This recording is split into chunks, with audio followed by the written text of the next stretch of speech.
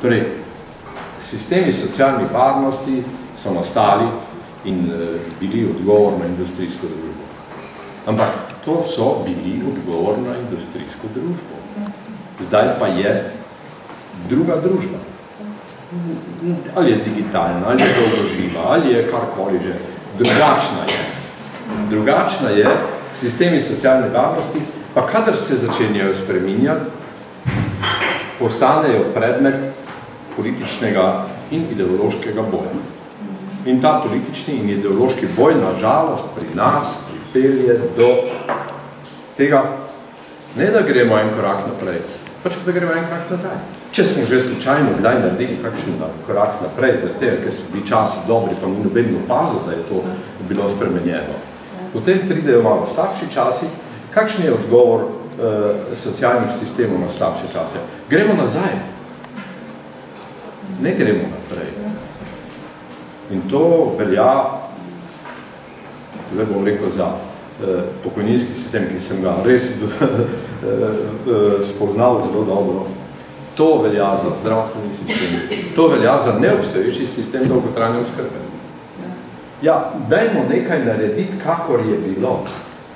Kakor je bilo, ne gre več. In tu seveda zdaj, kaj pa naj naredimo kljub vsemu? Zdaj, smiselnosti ne moramo kar tako spremeniti. To je popolnoma jasno. Tudi ni ministrstvo za miselnost, tako da bi rekel, njim dajmo nalogo. Ne? Tega ni. Ena stvar je, da bi res morali, tudi se mi je zdelo tako fino, da se je tokrat omenilo, ta socialna znanja, ta komponenta družabnosti ali pa družbenosti, pravzaprav ne bi znal točno poimenovati, te socialne veščine. To je bilo povedano, malo premalo je teh socialnih veščin prenešenih zdaj v družini zaradi tega, ker ni več teh trigeneracijskih združb. Ne. Ampak vse socialne veščine se moramo učiti povsod, ne samo v družini, tudi v šoli. Jaz vozim dnevno vnukinjo v šolo, pa nimam samo enega vnuka in zaradi tega vem za vse, kar se dogaja v gimnaziji pa do vrtca. To je zelo ozko učinkovitostno orientirano in zelo malo socialno orientirano za socialne veščine. Meni je to strašno žal. Zdaj pa stari starši.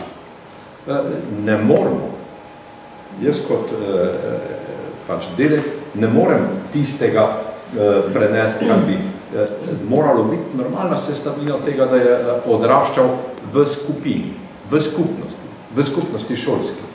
Sej ni res, da ni tega, ampak ni zadosti. Ni zadosti. No, to je v zvezi s tem, kar vsi vemo, pa znamo ali ne znamo na to odreagirati. Bilo je prav omenjeno, kot da mogoče upokojenci organizirani v združenjih bi lahko kaj naredili. Sigurno, da in tudi naredijo. Ampak jaz jim vedno očitam, zaradi tega tudi nisem član tistih njihovih združenj, zaradi tega, ker me nagradijo z izločanjem. Ko jim rečem, pa dragi moji, pa kaj se zdaj borite za te penzije? Borite se za to, da boste delali, to, kar je bilo tudi rečeno. Borite se za to, da boste aktivni. Zdaj, kako se naj to borimo, da bomo aktivni? Pa mi bi radi bili v penziji. Ne? Pa ko bomo v penziji, pa radi se vedi imeti dobre penzije. To je normalno, popolnoma primerno. Ja, jaz ne vem točno, kako naj se to borimo. Vem pa, da ni dobro sprejeto in tudi ni izvedljivo boriti se za dobre penzije. Ni izvedljivo. Sem videl, da je doktor Kozina že imel na začetku število upokojencev in njihova višina. Saj ni treba nobene matematike, ki bo uporabljala ne vem kakšne algoritme.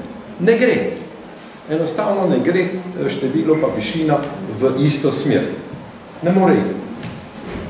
To se pravi, da moramo pač kako malo drugače razmišljati. Ampak Bog ne stvari, da bi to rekli. Jaz to zdaj govorim iz svoje izkušnje. Prosim.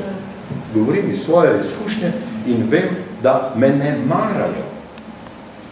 Vse jaz se ne pustim, da ne bi bil zraven. Ampak me pa ne marajo. Ali pa me nočejo, da bi poslušali. Da ne govorim recimo izkušnje, pravite. Seveda izkušnje imamo. Kako ne bomo imeli izkušnje, če smo 40 let delali?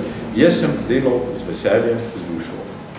Vsem tistim, kar delo naj bi pomenilo. Ok, imam izkušnje. Vsi so veseli, da me ni. Ne? Zaradi tega ta izkušnja pomeni, da on vidi, da jaz mislim, da dela traparije. Jaz sem to včasih povem, včasih pa samo tudi. Vse niso ljudje neumni. Tako da to je. In potem prideš do tega, kaj pa narediti. Kaj pa narediti? Pred 3 leti, 4 leti sem na festivalu za 3. življenjsko obdobje odmel okroglo mizo o mentorstvu. Takrat se mi je zdelo, da sem edini, ki sem predlagal, da naj bi se mlada generacija vključevala na način odhajanja stare generacije, ampak preko polovične zaposlitve, ki jo omogoča zakon o pokojninskem zavarovanju, ampak to bi moralo biti seveda urejeno, moralo biti podprto. Predvsem pa ne bi bilo potrebno, da bi to bilo kakorkoli preveč drago. Vsaka stvar je malo draga, ampak oziroma stane.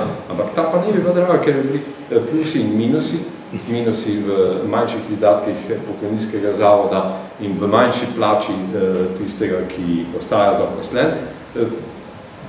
Ta bi že bil prihranek, seveda bi pa nekaj stalo to, da bi moral mladega, tudi če še ni v začetku ravno pozitivno, tudi subvencionirati. Ampak bilo bi možno, ne bi veliko stalo.